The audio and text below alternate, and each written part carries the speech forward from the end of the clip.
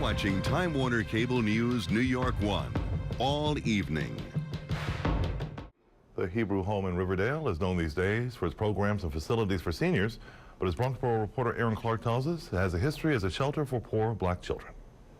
The Hebrew home at Riverdale is a long-term care facility for seniors and also a museum of sorts. It has exhibits, an unbelievable season and an unbelievable ending, and artwork on display and open to the public. The building is also historic. It was once called the Colored Orphan Asylum, caring for hundreds of children whose parents died or couldn't raise them. Unfortunately, black children were not adopted as frequently, anywhere near as frequently as white children, so they lived here for a longer amount of time. The orphanage dates back to 1836 when it opened on Fifth Avenue in Manhattan. It was destroyed nearly 3 decades later in the draft riots of 1863.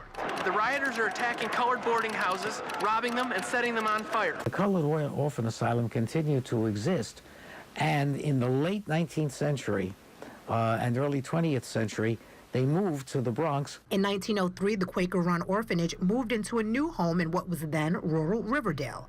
There was a public school on site. First Lady Eleanor Roosevelt visited. The children who were orphans on this campus were the lucky ones. Some famous Americans were raised there. There was a teenage girl who was in the Colored Orphan Asylum, and everybody liked her.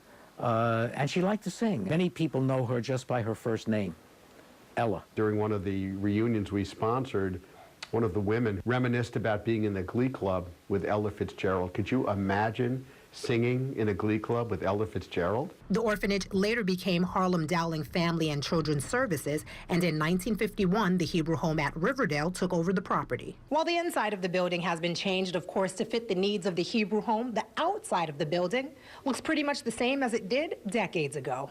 The building is now living quarters called the Stoltz Pavilion, continuing its history of providing a home for New Yorkers. In the Bronx, Aaron Clark, New York 1.